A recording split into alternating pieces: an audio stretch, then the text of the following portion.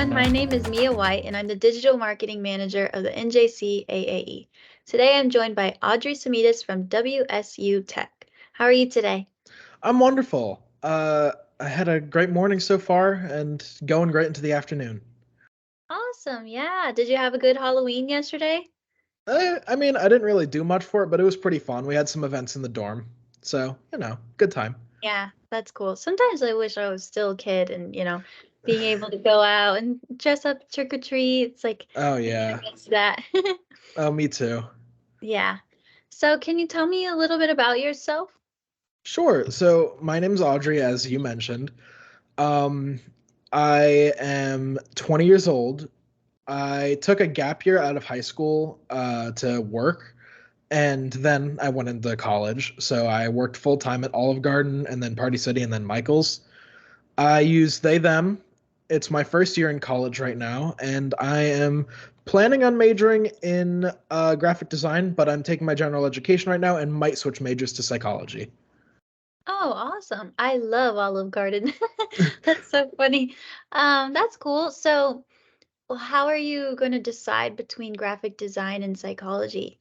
Well, right now I'm taking psychology classes, and then next semester I'm in some art classes. So, based on whatever I like more in these 2 semesters, is what I'm going to use to decide my major.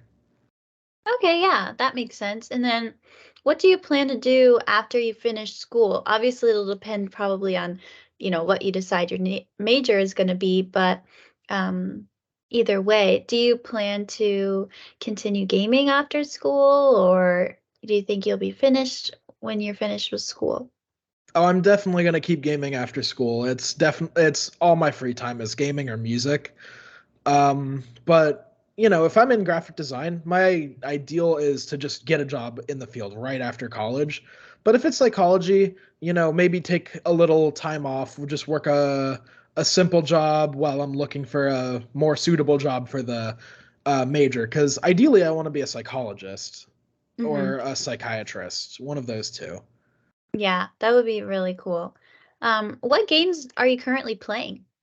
Well, my main game is League of Legends because that's what I play for WSU Tech. However, I also play a lot of Overwatch. I play a decent amount of Guilty Gear Strive, Street Fighter 6, and a whole bunch of other fighting games. And I also love racing simulators like Assetto Corsa and Forza. That's really cool. Do you have any special roles on your team, or are you interested in maybe having a special role in the future? Well, on my team, I play the AD carry role, which is the duo lane and bot lane in League of Legends. So my goal is to stay in the back line and provide the most damage output and target the enemy carries. So I guess my special role is to be the primary damage dealer. Yeah. Are you pretty good at it? I'd consider myself to be pretty all right. I have decent positioning, and I think I have really good target priority. That's awesome. How did you get involved in esports to begin with, and when did you start playing League of Legends? Oh, it's a long story. So I got into esports because I've always been a competitive person. When I found out about the Tier 3 Rainbow Six Siege scene, because I was casually playing back then, and I first found out about it, I was like silver. But then I found out that I could, go into tournaments, and I thought that was awesome. So I grinded my hardest. I hit plat and then diamond, and I joined some teams, and I ended up coaching a Tier 2 team. I wasn't in Challenger League, but I coached the team that ended up becoming Luminosity Gaming back when they were on Team Mystic, and we competed in a scene called SCS. And then after that, I went into a Valorant scene, and I was on AOE Academy, which AOE worked closely with the organization Immortals. And then I got into League of Legends after I retired from coaching as Rainbow Six. I always played League of Legends casually, but I never took it seriously. But once I stopped playing all the other games and got burnt out of Rainbow Six and Valorant, I decided to put all my energy into League of Legends. And then through one of the people that I met in the Rainbow Six scene, I was told about this school at WSU Tech and my scholarship opportunity for becoming a collegiate player. That's really cool, and it's so awesome how many scholarships come with esports. How old were you when you were being a coach?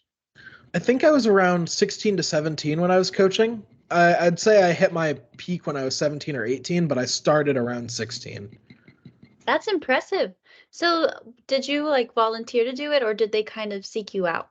It was absolutely I volunteered. That's cool. So, when you were a coach, did you find yourself trying to help a lot of the teammates, or were you more so there to support what they wanted to do? Like, did you take charge more so, or were you there to support, if So that makes sense? when I first join a team, my idea is to just see how the team works. So I will let them take the charge for a little bit. But once I'm within the team's ecosystem, I ended up taking a little more charge and trying to guide the team to where I think we need to be to get performance. Mm-hmm. That makes sense. And how do you improve yourself in game? Well, because I came into League of Legends with a coaching mindset, I always VOD review my games and watch them after, and I look for every possible mistake. Something I always do is I look at every death that I get in game and I see where could I have improved to have not lost there. Because no matter how good you think you did in a game, there is never nothing you can do. There's always something you could do to improve.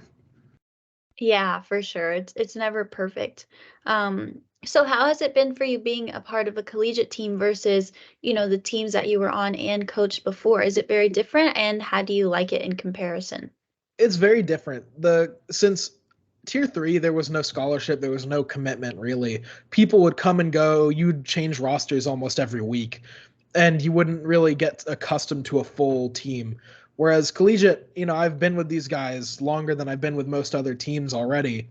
And it's a little more disorganized because we are kind of more like a bunch of friends than we are a team, but that's kind of what's been letting us win. And in my opinion, our synergy based on just being a bunch of buddies has been a major driving force in how we ended the season 5-2. Yeah, it's so important to be friends with your team. Do you feel like since you're all friends, is it easier for you to give each other constructive criticism, or is it more difficult because it's your friend?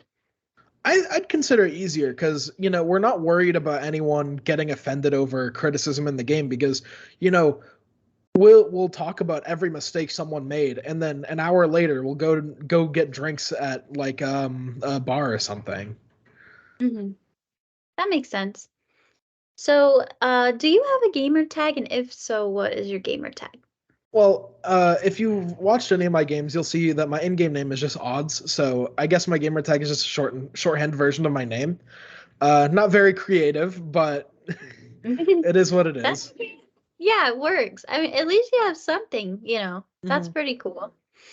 So, how have you slash your team prepared for any of the NJCAAE matches or championships? How do you guys kind of prepare for that? And do you get nervous, or do you feel like you kind of have it down by now? It's very nerve-wracking, obviously, but I never outwardly show it. Something I've learned as especially from a coaching point of view, you have to keep your team's mental up, and through that, I always go into every game fully believing we'll win. No matter what the odds are, even if the enemy team is higher ranked, better win rate, like 100% chance of winning essentially, it's never truly 100. It's at worst a 99.9. There's always a chance there can be an upset. So I go into every game saying we're going to win, we can play better than these people. And we prepare by scrimming teams that are much better than us because if you don't play against better players, you'll never learn how to beat better players. You know, you have to review those games where you get capitalized on and those places you never knew you could get punished. And then you can replicate that in your own gameplay. So we make sure to practice, do drills, and then review those games as much as possible. And from my point as a player, instead of a coach, I just make sure everyone's in a good mood before the game, hyping everyone up. And we all do our pregame ritual. Like for me, I always get a pink monster. I actually have one right here before every game. Cool. What flavor is the pink one? I think it's strawberry. It's like let me read it. It's Ultra Strawberry Dreams. Oh, nice. That's cool. I've never had that one. I'll have to try it. Mm. But I definitely understand what you're saying, especially if you feel like the chances are low. Kind of in those situations, you have to fake it till you make it or like manifest it almost that Hmm. you'll win. And mindset plays a big part, especially if you go into a game and you don't feel like your chances are very high and you're already doubting yourself, you'll probably play worse because you're thinking the worst in your head. So Oh that yeah. makes sense. Yeah, if Do you you think you're gonna lose, you lost. Yeah, exactly. You're already losing. Mhm. Um, so do you miss being a coach or do you like being a player? Which one do you like more and why? Coaching let me use my analytical mindset more often, but I think I like being a player just because I get to get in on the action more. Because as a coach, most people don't really think about your impact on a team. The players get all the spotlight, and I like being in the spotlight. It's fun being a player. Oh yeah, definitely. How close are you with your coach and does your coach play a big role in your team or are they more so like a supervisor?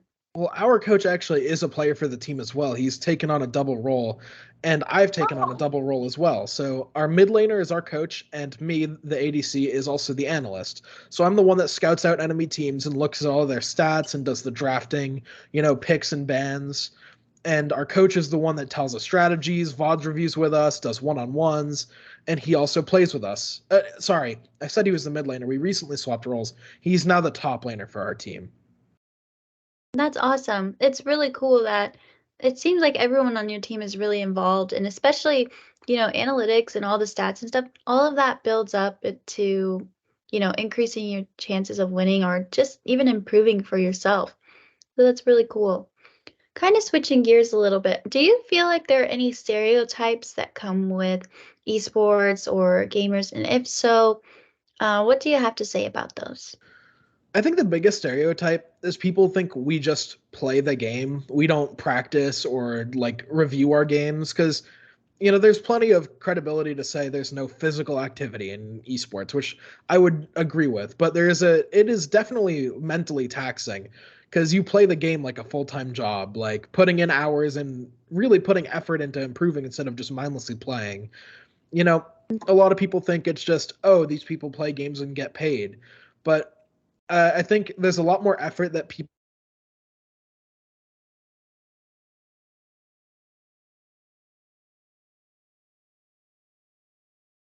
I think I lost you. Oh, I'm back. Sorry. Sorry. Dorm No, you're Wi-Fi. fine.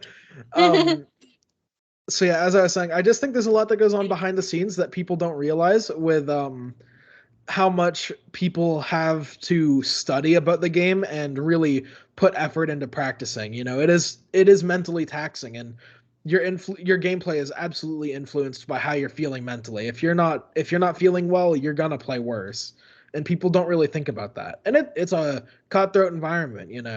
Everyone is trying to take your spot, and if a better player comes along, your spot's at risk. And there's always new prospects. Yeah, absolutely. If you had to guess, how many hours a week do you think you spend gaming, looking at stats and analytics, like anything that has to do with your team or esports?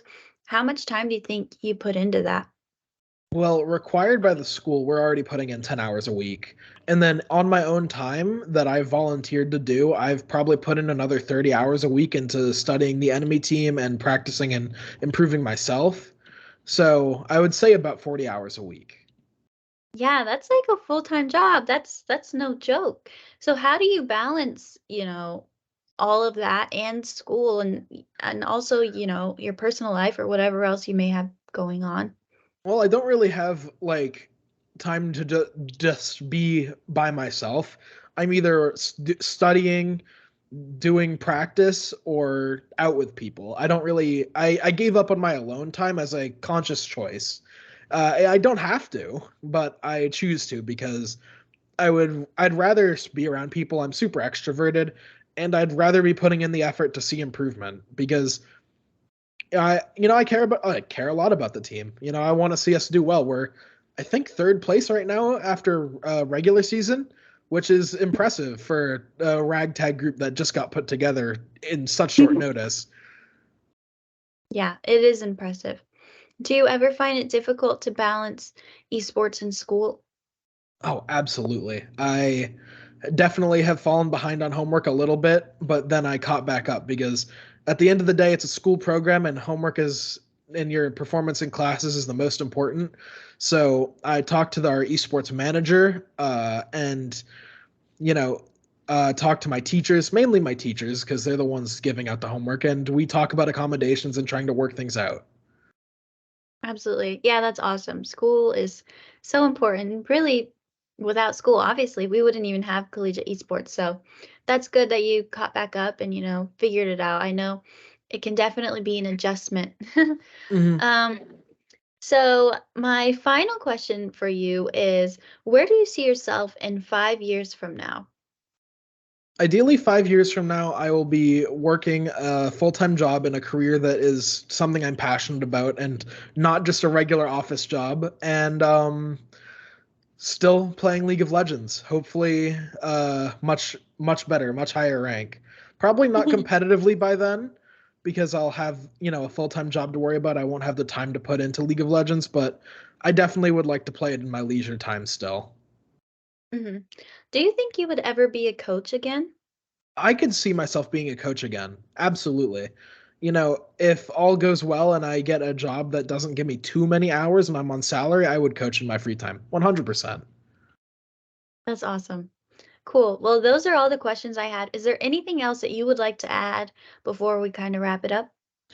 I guess my advice to anyone trying to get into esports or college or really anything that is working with other people, so almost everything in life, is just get better at communicating, because communication will get you everywhere. If you can talk to people and you can tell people what's going on and what you need to succeed, 99% of the time you'll get what you need to succeed and you will succeed. Yeah, that's great advice. And you're right, that can be applied to anything. So thank you so much. Thank you again for taking the time to do this with me. I really, really appreciate it.